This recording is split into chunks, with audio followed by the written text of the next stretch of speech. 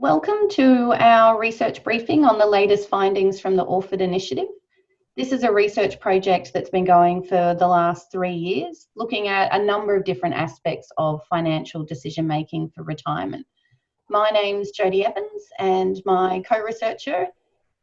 I'm Teagan Altschwager. Hi everyone. So we're really thrilled to share the latest findings with you, but we also think it's important from the outset just to let you know that we are not actuaries, we're not accountants, we're not financial advisors. We're both marketing academics, and we come at this issue of financial decision making in retirement really from the perspective of consumer psychology and behaviour. So that's our joint area of expertise, is understanding what people do and why they do what they do. You'll also notice on this first slide that we have another logo other than the business school of the Orford Foundation. And we're really thrilled to acknowledge the financial support from the Orford Foundation over the last 3 years, and particularly from a member of our distinguished alumni, David Orford, in helping co-design this project in the beginning and really championing our work over the last few years. So it's great to have David joining us today on the webinar as well. So a few little housekeeping points before we take you through the latest findings is we will make time for your questions, but really towards the end of the webinar. And I'd ask you to submit these using the Q&A function that you can find just at the bottom of your screen. And you can submit questions at any time. You can also, within the Q&A function, upvote questions that you particularly like or that you'd really like us to address. So before we actually get started on telling you what we found and what retirees are telling us, we'd love to get a sense from you about how prepared you feel for retirement. So we've got just a simple poll here, Teagan, if you the poll, that just asks about your sense of preparedness, how the extent to which you feel that you've saved or will be able to save enough money to last you to the end of your life. And so this will help us see how similar or different you are to the retirees that we've been talking to. Lots of movement on the poll right now. So we've got nearly 80% of participants have voted so far. So Teagan, I think we could. Yep, happy to close that now. Sure. And if you want to share those findings. So quite interesting to see that about 40% of you feel pretty confident about having enough money to last you to the end of your life. This is possibly because you have expertise in this space. It might also be that you're somewhat naively confident about having enough money to last you. We know that a lot of retirees right now are outliving their retirement savings. We often underestimate how long we're going to live for. And then we've got this 23% who neither agree or disagree. And we see that quite strongly in our research, where people just don't know either way. They don't know whether they're going to outlive their savings or whether it will last. And this level of fear is what we start to see in our findings when actually talking to retirees. So Teagan, maybe we'll move to our introductory slide now. Absolutely. You want to share that? Okay. Great. So we've been engaging with over 2,000 retirees over the past kind of 2.5 years. So we started off doing a lot of qualitative research, talking to retirees in focus groups across Australia to understand how they were approaching financial decision making in retirement. We've also more recently done a lot more survey research, talking to close to 2,000 retirees about their financial decision making during retirement, and particularly the choices that they're making. What we know from this research is the prevalence of fear, that our retirees are constantly telling us of their fear of outliving their savings, and that this could end up with them becoming a burden on their loved ones. And that's a really strong sentiment from retirees across Australia, this fear of being a burden. They're also worried about being dependent on the age pension.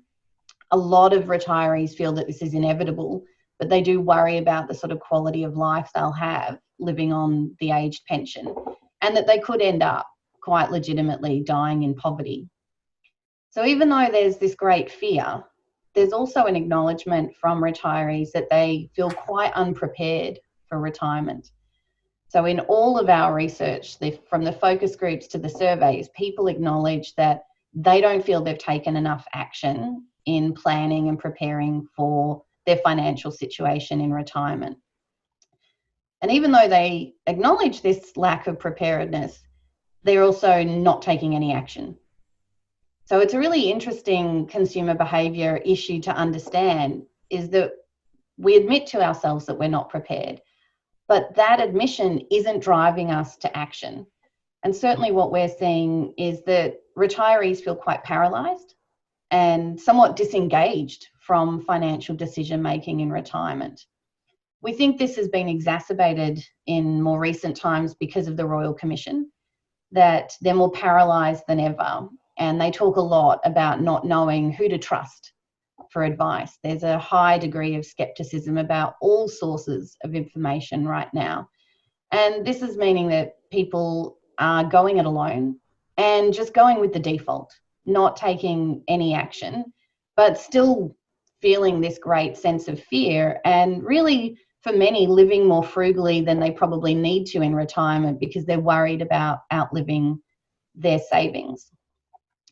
So in our latest experiments, Teagan, if you want to move to the next slide, what we're interested in is exploring financial decision making from the perspective of choice.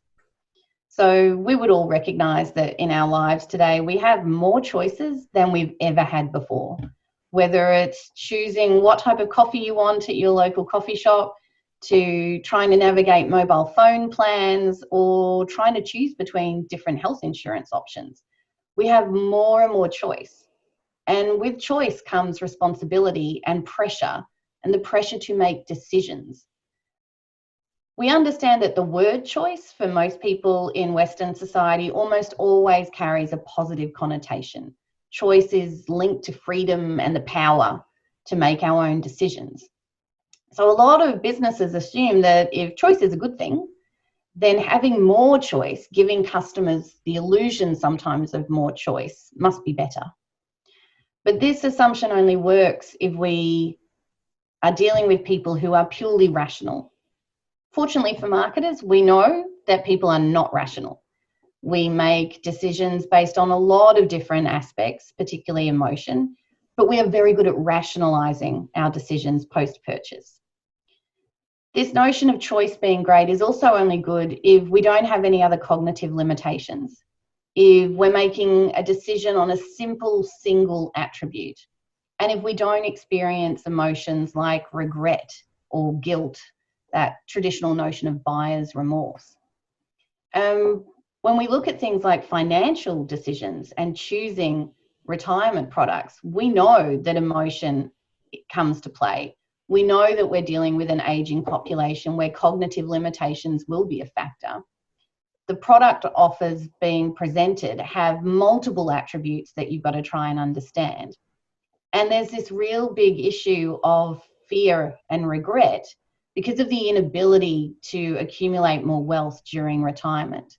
So Teagan, you can talk to us a bit more specifically about this issue of choice in retirement products. Thanks, Jody. And as you say, yes, these phenomena are absolutely prevalent in the context of retirement decision making.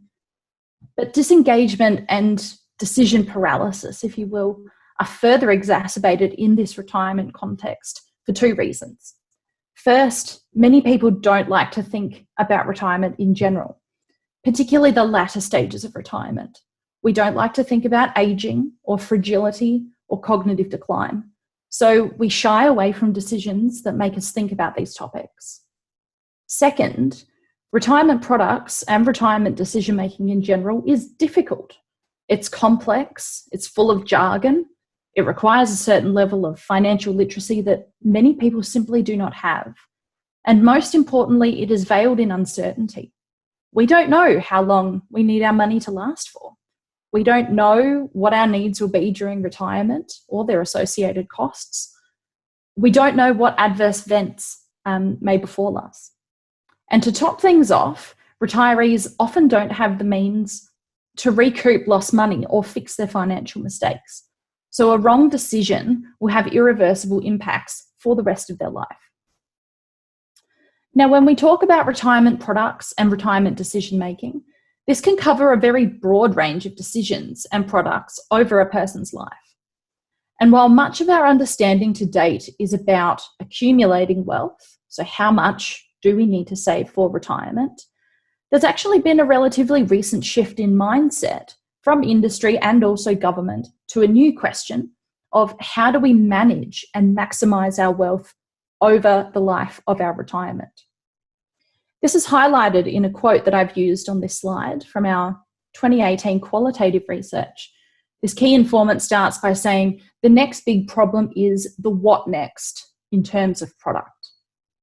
And the 2018 Retirement Income Covenant Position Paper and the discussion of SIPPers really speaks to this government mandate around the fact that we need to focus on what products can help people manage and maximise their retirement savings.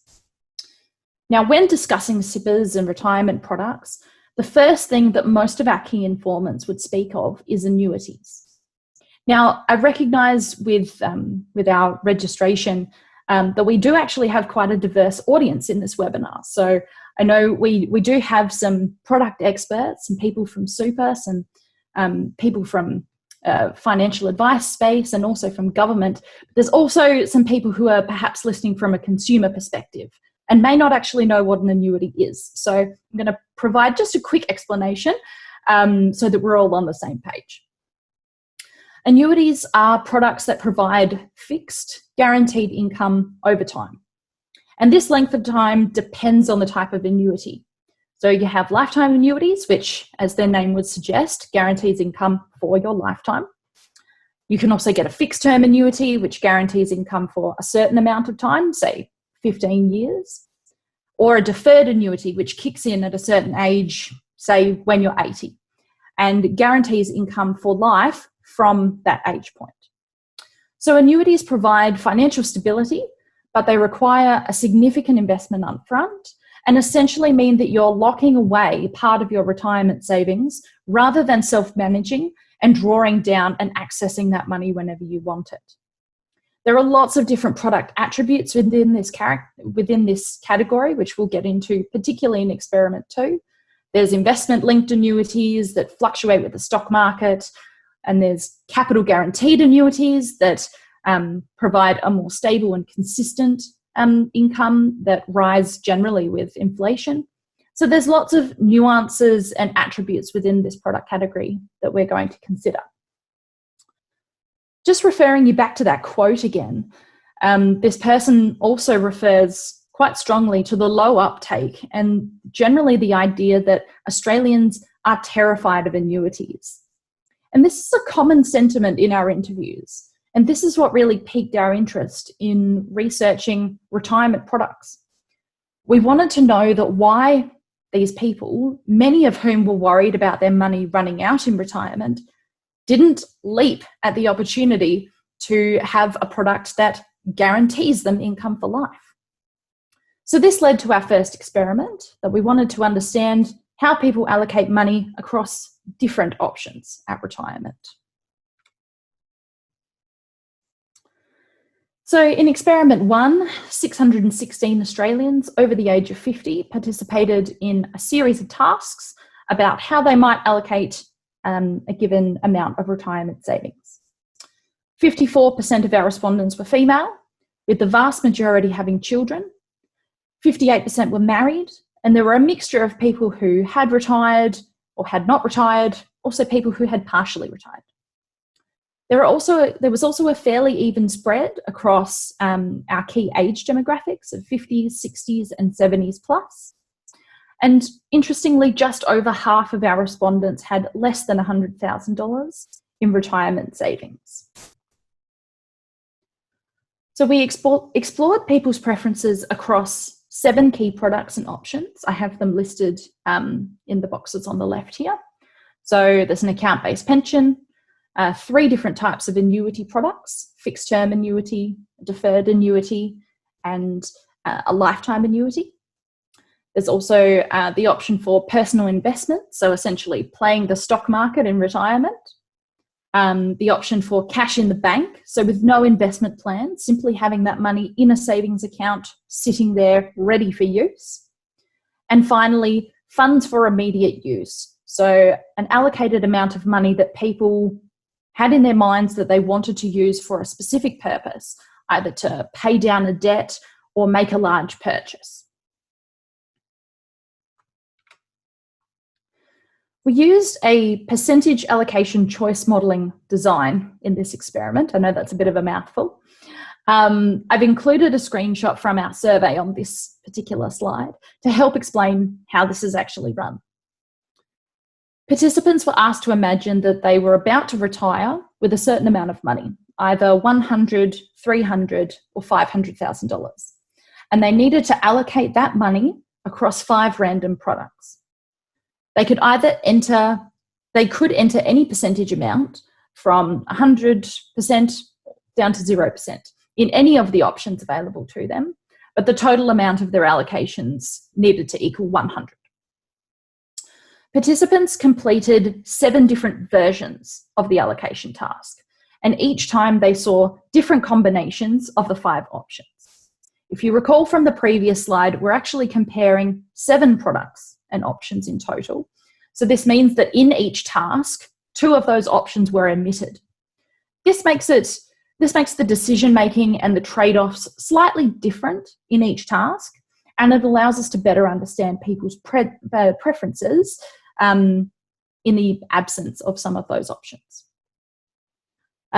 For each task, the products under consideration were also presented in a table, like you can see on the left of this slide, so people could quickly compare key product attributes and make those decisions relatively quickly.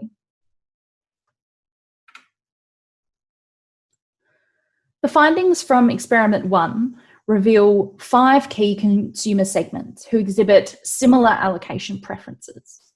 So the relative size of each segment is shown in the pie chart on the left. And then on the right, we have a table that outlines the average percentage allocated across each product for each segment. So we can see how each segment is behaving and how they differ from each other. The largest segment that we found was the mixed approach, which made up 40% of the sample. This group showed a tendency to hedge their bets, if you will, across various products and options. They have a minor preference for account-based pensions with an average allocation of 18.1%, followed by fixed-term annuities at 17%. The lowest demand was for the deferred annuity option, where they were only allocating on average 10% of their money. However, you can see the difference between the highest demand and the lowest demand is actually quite small, reiterating this preference for them to spread the risk across all of the options available to them. Interestingly, people with low and moderate retirement savings, so we're considering people with less than $100,000 saved or between $100,000 and $500,000 saved, are more likely to be in this mixed approach group. And people with over $500,000 in retirement savings are less likely to take this mixed approach. The second largest segment was the drawdown group, making up 19% of the sample.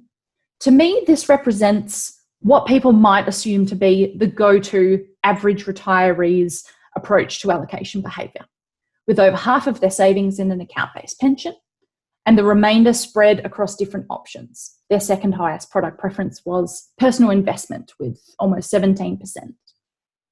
People with high retirement savings, so over 500,000, are more likely to be in this drawdown group, and people with less than 100,000 in retirement savings were very unlikely to take this approach.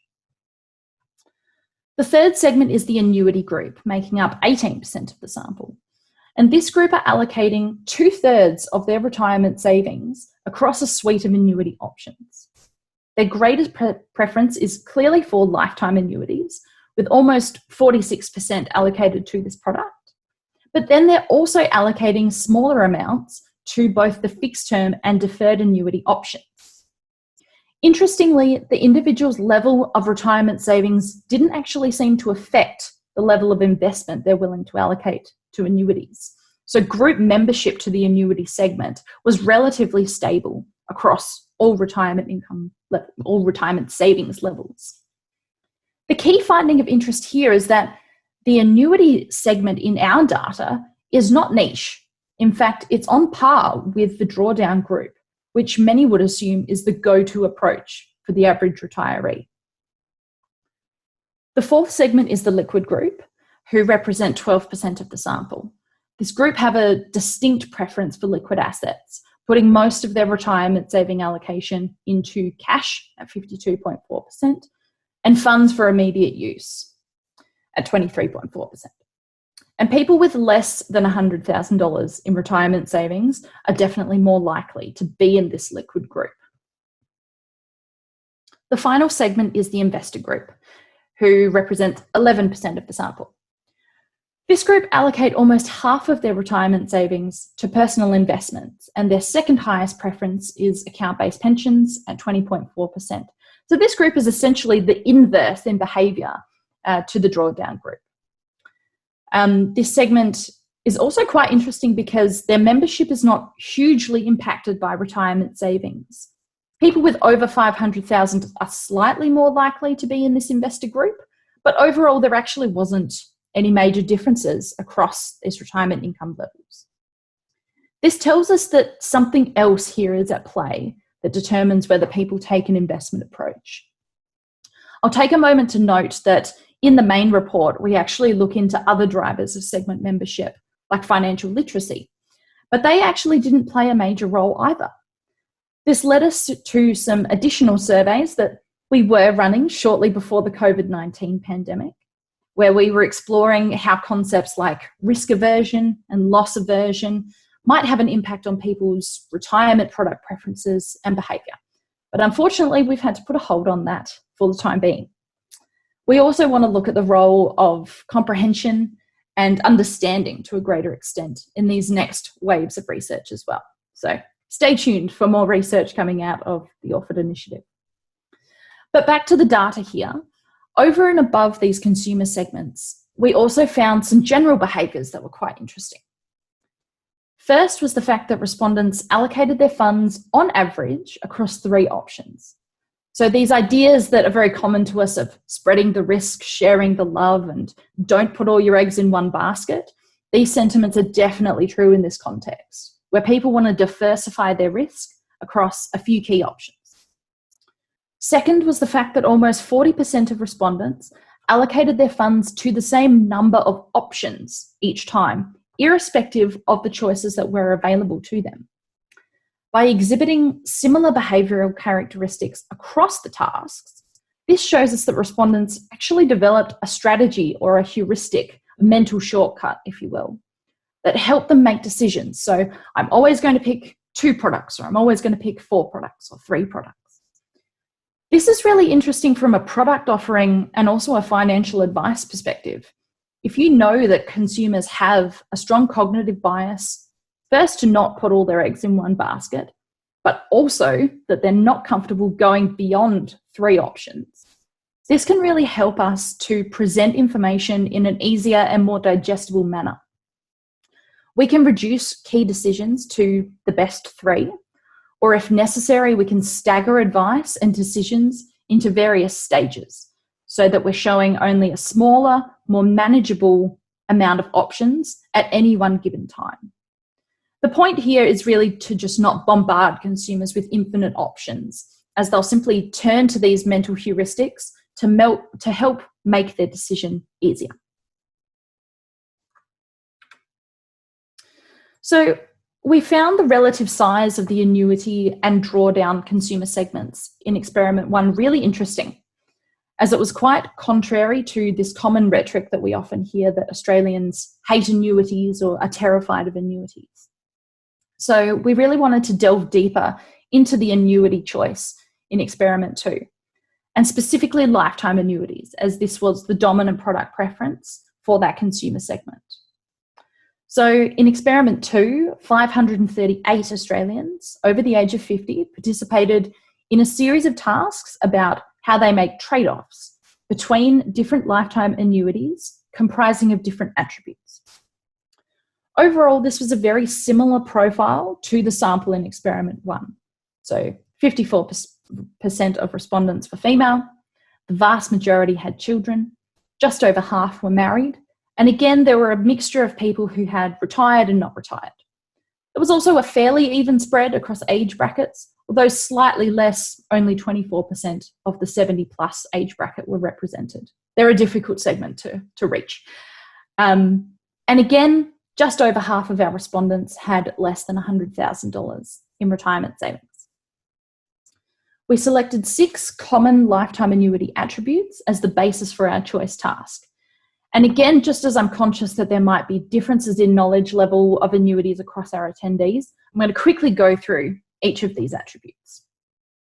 I'm also going to apologise in advance to any product experts in our audience if you feel that these explanations are an oversimplification in any way. As Jody said before, we're marketers, not actuaries, and this is how we chose to represent the attributes in the experiment, thinking from that consumer perspective that we wanted to show enough detail, but we also didn't want to overcomplicate things. We wanted to try and make those decisions as clear and as simple as possible for a product that is actually quite complicated. So the first one we have is starting monthly income, which is quite straightforward. It's the amount of income you receive each month. And we contrasted this across 4 different income levels, so from $250 up to $550 per month.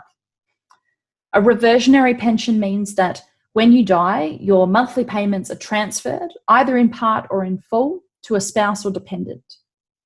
A period certain guarantee means that if you die within a designated time period, in this experiment we chose the time periods of 10 years, 20 or 30 years, your spouse or dependent will receive the total remaining balance of the annuity investment.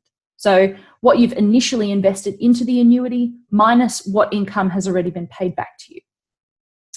A payout at death is a similar attribute to the period certain guarantee, but it doesn't have the time condition component. So your spouse or dependents receive the remaining balance of your annuity investment when you die. For investment type, we chose to consider 2 main options. The first is a capital guaranteed annuity, where you have little control over how your money is invested, but you're guaranteed a consistent but modest annual increase in payments, usually consistent with CPI. The other option is an investment-linked annuity, where you have more control over investment decisions and your payments are likely to be higher over the life of the annuity. However, you may experience greater payment fluctuations depending on market conditions, particularly if you take an aggressive investment approach. The final attribute is access to capital, which just gives you the ability to take out a lump sum when you need it. Now, like we did in experiment 1, I've included a screenshot from our survey here to help explain how we ran this experiment. This time we employ a discrete choice modelling design, which means that participants were simply asked to select 1 out of 2 options available, not spreading percentages across different options. Participants were asked to imagine that they were about to retire and they were considering putting $100,000 into a lifetime annuity. If these 2 products were presented to you, which one would you choose? Product A or product B? There is also a second part to this task, but Jody's going to talk about that a little bit later. Participants completed 16 different versions of this task. So each time they saw different combinations of attributes. Sometimes the attributes would be consistent across the 2 products. You can see in this example that with reference to access to capital, there was no access to capital in either of these products. So that sort of limits their decision criteria in that context. But more often than not, the attributes would be different. So it's forcing people to make various trade-offs and consider those combinations of attributes that they found really most appealing. Now, before we jump into the results, We'd like to hear from you and your thoughts on the importance of these lifetime annuity attributes.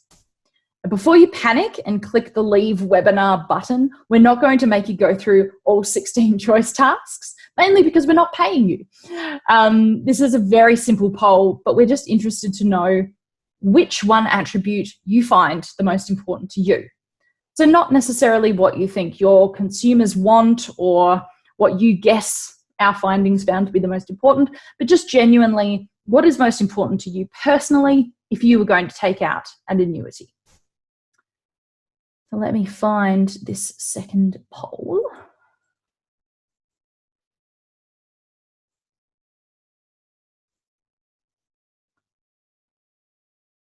So that should be visible on your screens now. And these were the same attributes that I mentioned on the slide before. So do you want a higher starting monthly income? Do you want a reversionary that transfers those monthly payments to a spouse or a dependent when you die? Do you want a period certain guarantee so that your spouse or dependents are receiving money back if you die within a certain time period? Or do you just simply want to pay out at death, irrespective of when that is? The next option we have is that investment-linked annuity, so that ability to have more control over how your annuity money is invested, but you may experience greater fluctuations in monthly payments, consistent with the stock market. And then the final one we had down there was access to capital. So do you want to be able to take out money if an unforeseen event comes up? So we have 60% of people who have voted already. That number's going up and up and up. And we'll give you 5 more seconds. Quickly cast your vote. I'm already seeing some quite interesting things come out here. This is very exciting. I'm going to end the poll now. And let's have a look at these results. So the greatest preference is a higher starting monthly income. As you will see, I'm not to provide too many spoilers, but that is consistent with what our consumers found in this survey. But it's actually quite interesting to see quite a mix of preferences across here. People do want access to capital, they like the period certain guarantee, and then there's generally an even spread across reversionary annuity with 12%, payout at death at 10%, and an investment-linked annuity with 13%. Okay, this is really interesting. I'm excited to get to our next slide now. Make sure I'm sharing the screen again. All right. Ta-da, here are our results.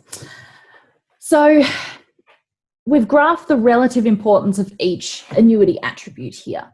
And our findings show, similar to what you all thought, respondents are choosing income, although that's second preference. They actually do prefer death benefit, just to a slight degree.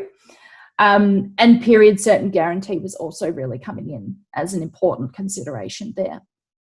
Reversionary pension and access to capital was slightly less important, but I think the key really interesting difference here is the preference for investment type. So capital guarantee versus investment linked.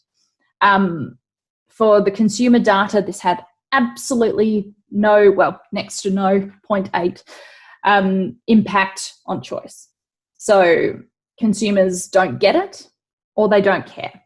And we can see why there might be some differences with our audience who have greater knowledge and understanding of these attributes and maybe higher financial literacy and financial involvement, that wanting to have that control. But on a consumer level, they don't care. This again comes back to this common theme around the abundance of choice. An investment-linked annuity gives the consumer greater choice and control over investment decisions, which you would assume would be a good thing. But obviously there's already enough complexity in this decision with the other attributes that people simply choose to ignore investment type practically altogether. I'm going to hand over to Jody now to talk through another aspect of this choice task. So when we're conducting consumer research, I think one of the big flaws of survey research is the extent to which people's demonstrated preference in a survey can really be used to predict their actual purchase behaviour. And it's something that comes up time and time again when we're looking at the findings of surveys and why all of this strong preference in a survey doesn't actually equate with market share for a product. So one second question that we asked after asking them which option they would choose was, given this option, would you actually buy it? So to what extent do we think people are really going to act on their preferences? And we were really quite surprised with these findings, and we haven't seen such a strong finding in any other product category when using this sort of choice experiment. Only 18% of the participants actually said they would follow through with their choice. So yes, they would actually buy the annuity that they had selected out of option A and option B. What was interesting though was that 42% very rarely said yes. So the majority of the time they said no, they wouldn't actually buy the annuity. And 40% said they would never. So every single time out of all of these tasks, we gave them these 16 tasks, every time they said no. So this was a really interesting finding for us, particularly when we then looked at the other dimensions about these segments. And what we see is that women were far more likely to click no. Also, those with a lower sense of financial well-being, both in the short term and long term. So what we're looking at there is the extent to which you feel you're on top of managing your money day to day now, and also the extent to which you feel that you'll have a good financial well-being in the long term and for the rest of your life. So those who actually had a lower sense of financial well-being were less likely to say, yes, I would buy an annuity. What we didn't find was any difference here based on retirement savings. So when we looked at those attributes of how much money you've got in savings for retirement, which includes kind of your super balance, that wasn't a predictor here of whether people would purchase an annuity or not. We think this finding is particularly concerning because from our other research, we know that women and those with lower financial well-being are the most fearful about their life in retirement. They're genuinely worried about dying in poverty. They're worried about being a burden on their family members. And yet when presented with a product that would give them, in complement to the aged pension, a stable income for the rest of their life, they were simply choosing no. We're going to discuss in a few minutes some of the implications we see from this particular finding. Teagan, I'll hand back to you. Thanks, Jody. So to go back to experiment 1 for a moment, the key message from these findings is that annuities may not actually be the source of terror that we once thought. Our results show a distinct and sizable consumer segment whose main strategy is to allocate their funds across annuity options, and in particular to a lifetime annuity. This was practically equal second largest consumer segment in our study and on par with the drawdown segment. As I said, a strategy that many of us would probably assume is the go-to approach for Australian retirees. Put most of your money or a large portion of your money into an account-based pension and use the rest of it for personal investments or any of those other products. We also observed a preference for people to spread the risk and share the love across 3 retirement product options. Consumers also seem to employ a choice strategy to help them simplify their decisions. So I'll always choose 3 products or I'll always choose 2 products, irrespective of what those products actually are.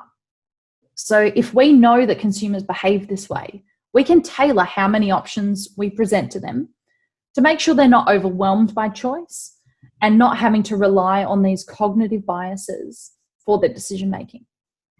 But coming back to the annuity point specifically, if the issue is not with consumer demand, then we need to ask ourselves, why is this demand not translating into behaviour?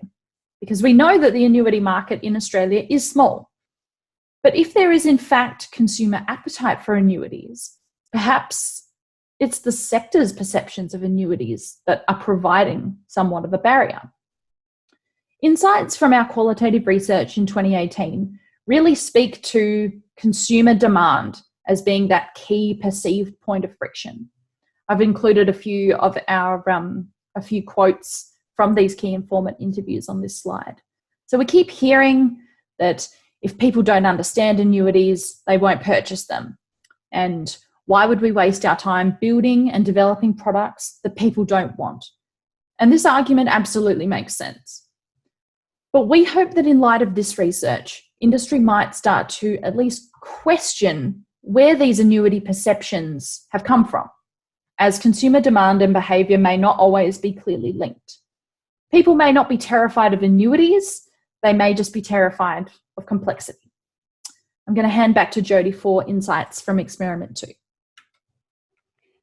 So when we look at this choice between different types of annuities and annuities with a range of product attributes, I think it really highlights that finding from experiment 1 that consumers are resistant to a single option.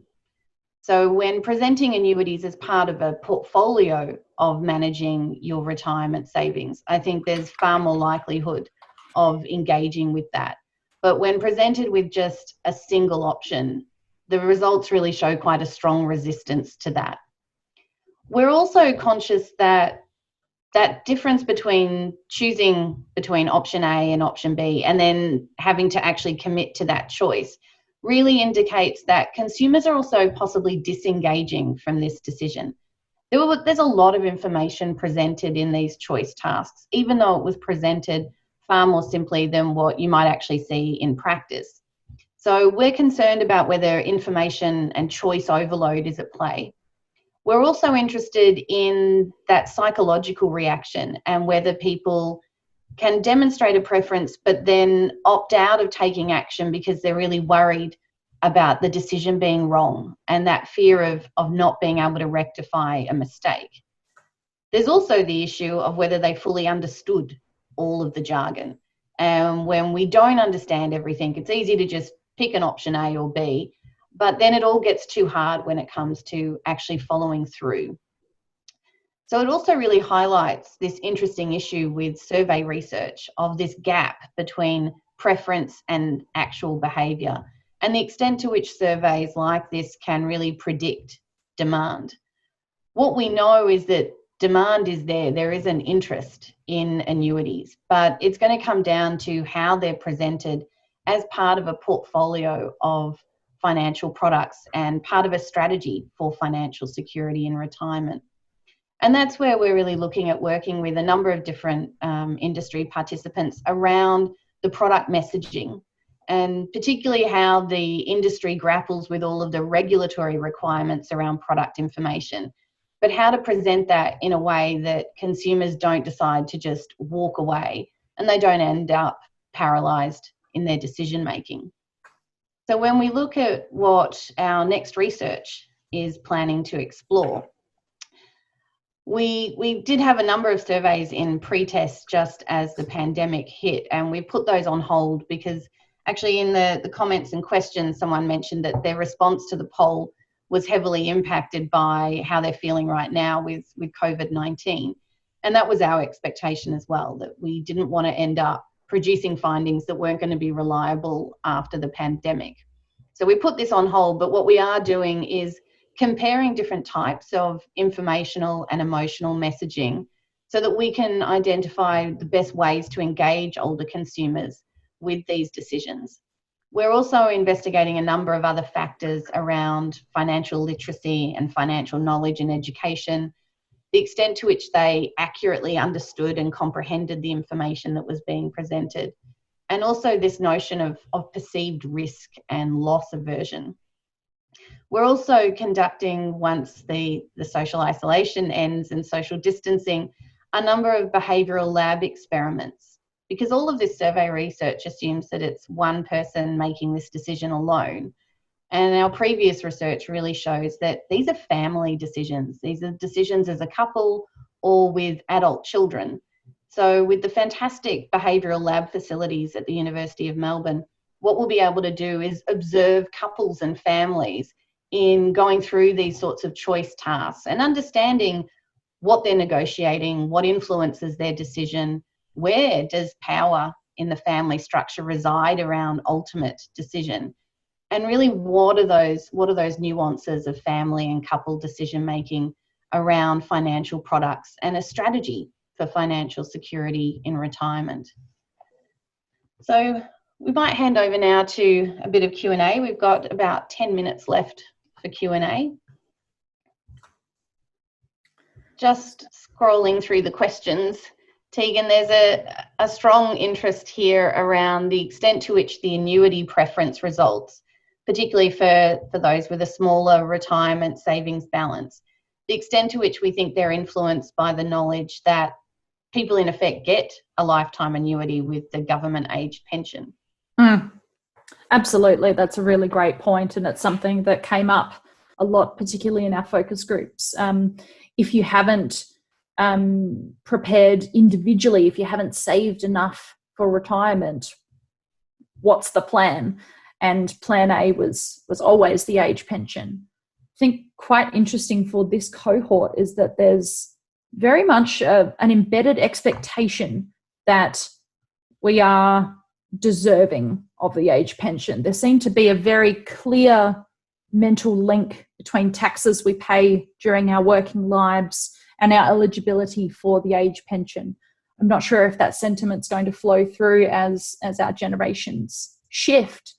But absolutely, it's certainly something that would be playing a really key role. And yes, you aren't going to end up with zero, but the question then becomes, what is your comfort level with what the age pension will provide you? And are you also comfortable that it's going to be there when you need it? A lot of people started to bring up this idea of, well, I tell my children not to think that they'll be able to rely on the age pension. You won't get the age pension by the time you're old enough to access it. So yeah, there's a few interesting dynamics that really come out when we think about social security. Yeah. And we did ask people in the survey whether they expected to receive the aged pension. Mm-hmm. And the majority of respondents absolutely felt that they would be getting the pension because their retirement savings balance allowed for that. Mm-hmm. Absolutely. There's also a really good question here about whether we think there's a difference in outcome depending on whether respondents were advised or unadvised.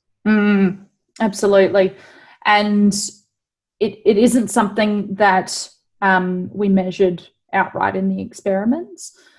We did look a little bit into perceived levels of trustworthiness across different sources, and financial advisors did really come out there as one source that people were certainly turning to for that advice piece. One thing that really springs to mind for me from the focus groups in particular was this barrier around accessibility to advice. Many people, particularly those with lower retirement savings, felt that advice was too expensive for them, not relevant for them because they didn't have enough money. So there were a lot of barriers that seemed to come up that stopped people from taking on that advice. And I know with speaking to advisors, it's really difficult to create, you need to put all of that information in there. You need to take that time to provide comprehensive advice, but doing so comes at a very significant cost. And yeah, that's definitely a strong friction that we see in the market. Yeah, I think from the focus group findings, that perception that people had that they weren't deserving of advice because they hadn't accumulated enough wealth was a real barrier. And yet our prediction is that with financial advisors helping them develop the right portfolio of offerings, and particularly being able to scaffold choices, and I think that's something that financial advisors are really skilled at, is that ability to present choices in simple ways and with a scaffolding. So make a decision here and then that leads to the next decisions at this level. I would expect that their financial well-being would be significantly improved if they were accessing advice. But the problem is those who are in most need of it aren't accessing it. And so that's something that we're interested in exploring in some other work we're doing, is around where are people going for advice and how are they building their financial capability. Teagan, there's a number of questions here about accommodating cost of the annuities, that we were presenting product attributes and choices without necessarily presenting that those attributes come at different costs. What do you think about that limitation in our study? Yeah, absolutely. I've got 2 points about that. First, completely understanding that it's a valid concern. What we did do was, when we were presenting these choice tasks, we try to explain to people that inherently, when you're making these choices, there are going to be costs associated with that. So if you go for a no frills option that doesn't have a reversionary pension or doesn't have period certain guarantees, you can assume that your monthly income is going to increase, and vice versa. So when you're wanting those extra attributes, that is going to come at a cost of your monthly income that you will receive. Now, it's absolutely true that we don't strictly replicate that or show that in our choice task. But what we do try to do to ensure there is a certain level of realism is, within creating we use a balanced approach of creating each of the products and what attributes are going to be included. And we actually take out options that create unrealistic product offerings. So you could imagine, we use conjoint software that helps us develop what each of the products look like at each of the 16 steps. And so you would never see in the experiment a product that provides you with the highest possible monthly income and also all of those extra assurances. So you can't get a product that is $550 a month with a full reversionary, with the highest period certain guarantee, with a payout at death, with access to capital. Those sort of unrealistic products are taken out. And at the opposite end of the scale, those low frill but also low paying annuity products are also taken out. So we try to keep things within a more realistic spectrum, but absolutely it's something that we should consider further, being able to actually show people what that cost translates to in terms of the attributes they've chosen. So I hope that sort of answers your question. I think there's another good comment or question here about having different features among the different annuities actually leading to more choices and therefore paralysing consumer decisions. And is having less essential features helpful for simplifying choice? I think that's definitely something that we're exploring in these next few studies, is how far can we go at simplifying choice before we've oversimplified? We still have to, abide by regulatory guidelines around product information. So what we're interested, particularly in the behavioural lab experiments, is looking at how we scaffold information. So rather than presenting all of the features first, if we know which things are most important to people, we can present those decisions initially. And then once they've made choices there, then it's another choice of product features rather than presenting them all at once. And that's something that, marketers are developing more and more understanding of. And it's what we refer to as choice architecture. So how do we actually structure the choices so that people don't disengage? There are a number of comments here and financial advisors talking about the fact that when they're presenting this information, they can see their clients tuning out and disengaging. And I think anytime you're dealing with complex information, this is the critical issue, and a critical issue in helping people have financial security in retirement. And from the industry interviews we did, I think that was probably one of the most impressive uniform sentiments across all of the members of the retirement ecosystem.